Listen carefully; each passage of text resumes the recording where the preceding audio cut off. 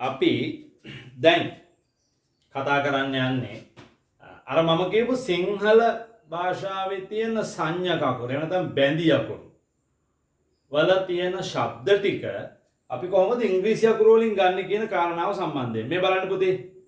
ඔයාලා consonant sounds දන්නවා, vowel sounds දන්නවා. ඊළඟට මතක තියාගන්න ඕන පුතේ මෙන්න මේ ටික. මේ තියෙන්නේ al කවදාවත් පුතේ මේක තනියෙන් ශබ්ද කරන්න එපා. al දැක්ක ගමන් ඒක ශබ්ද කරන්න ඕනේ all කියලා. මේ විදිහට already at දැක්ක ගමන් ඒක ශබ්ද කරන්න at කියලා. ඒක පහසුයි මේ at bat. ch දැක්ක ගමන් පුතේ ඒක ශබ්ද කරන්න ch කියලා. මේ chair chair පහසුයි. tu ඔන්න පුතේ ආයිත් h එකක් තියෙනවා. ඒ කියන්නේ ඉංග්‍රීසි භාෂාවේ පුතේ h ශබ්ද ගන්න අපිට හම්බ වෙනවා chuයි tuයි කියලා දෙකක්. මෙතනින් වැඩියෙන්ම පුතේ ch ශබ්ද ගන්න ch වලින්. හැබැයි picture, future, nature වගේ අවස්ථා කීපයකදී විතරක් අපි tu වලින් පුතේ ch ශබ්ද ගන්නවා. මේ තියෙන්නේ එහෙම අවස්ථාවක්. right? බය වෙන්න එපා. වැඩි අවස්ථා නැහැ. හොඳේ. වචන කීපයයි තියෙන්නේ. ඒ වචන කීපයේදී තමයි පුතේ අපි tu වලින් ch ගන්න. right? අනික ගොඩක් තැන්වලදී අපි ගන්නේ ch වලින්. බොහොම විශේෂයෙන් කිව්වොත් එහෙම මේ නම් එහෙම ලියද්දි නේ නම් ලියද්දි හැම වෙලේම පාවිච්චි කරන්නේ ch. පුද්ගල නාම එහෙම ලියද්දි මතක තියාගමු අපි. right? sh sh brush brush. th වලින් පුතේ අපි ගන්නවා ශබ්ද දෙකක්. එකක් අල් තයන්න අනිත් එක අල් දයන්න. ඒක පුතේ අපි මෙහෙම මතක තියාගමුකෝ. th මේ n o th not නේද? අපි අල් තයන්නෙන් පාවිච්චි කරනවා. ඊළඟට the sound එකත් අපි ගන්නවා මේ mother, father, brother වැඩියෙන් අපිට හම්බෙන්නේ පුතේ th වලින් the sound එක. මේකත් සෑහෙන හම්බෙනවා. th sound එක. right?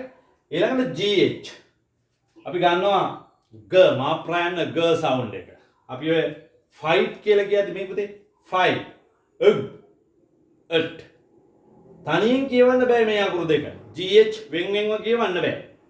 එකතු කරලාම ඕනේ කියවන්න. ඊළඟට පුතේ මේ ෂන් nation n a ෂන් ෂන් කියන්නේ t i o n මේක පුතේ කවදාවත් තනියෙන් කියවන්නත් බෑ. t අකුර වෙනමයි i අකුර වෙනමයි o අකුර වෙනම n එහෙම කියවන්න බෑ.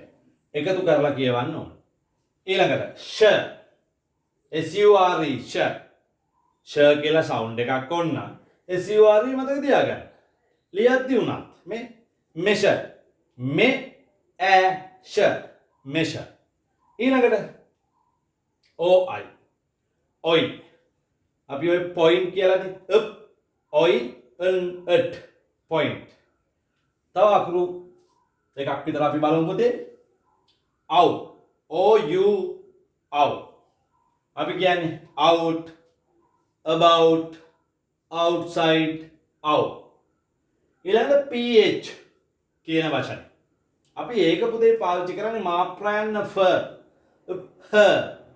කියන sound එකමයි. හැබැයි අර f sound එකට වඩා පොඩ්ඩක් මෙතන වෙනස් වෙනවා නේ. elephant elephant. එතන මේ p අකුර ශබ්ද elephant කියලා elephant නේද? පොඩි up sound එකක් එක්ක තමයි මේක කියවෙන්නේ. මේක up එහෙම නැත්නම් අපි හිතමුකෝ මෙන්න මෙහෙම කියන්න බැරිද කියලා දැන් පුතාලා කවුරු හරි ඇහුවොත් මම කියවනේ අර 100%ක්ම නෑ කියලා up. ඔන්නම් මේ p අකුර අල් පයන්නෙන්නොත් මේක අල් හයන්නෙනුත් sound කරලා elephant කියලා කියන්න පුළුවන් ඈ. එහෙම කියන්න පුළුවන්. එහෙම නැත්නම් මේ ෆ sound එකනොත් කියනවා. මොකද සමහරක් අය ප්‍රොනවුන්ස් කරනකොට පුතේ අපිට පී අකුර හෙන්නේ නැහැ. ඉතින් ඒ නිසා අපි ඒක බොහොම අඩුවෙන් යෙදෙන තත්ත්වයක්. නමුත් අපි මතක තියාගමු.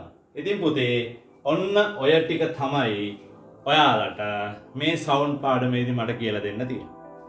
කොන්සනන්ට් අකුරු ටික මතක නම්, වවල් අකුරු ටික මතක නම්, අපි මේ කතා කරන බැඳි අකුරු ටිකේ ශබ්ද ටික මතක නම් මම වගකීමෙන් කියන්නේ ඔයාලට ඕනෙම වචනයක් කියවගෙන යන්න පුළුවන්. ෆස්ට් ටයිම් බැරි වෙන්න පුළුවන්. හැබැයි 3-4 පාරක් එක කියවගෙන යද්දී ඉබේම ඔයාලා මේ සවුන්ඩ් ටික ඔයාලගේ මතකේ තැම්පත් වෙනවා. ඊට පස්සේ මේක කරගෙන යන්න පුළුවන්. ඉතින් පුතේ කියවීම පිළිබඳව ඉංග්‍රීසි සතුටක් ඕනි නම් මේ මොහොතේ ඉඳලා පටන් ගන්න.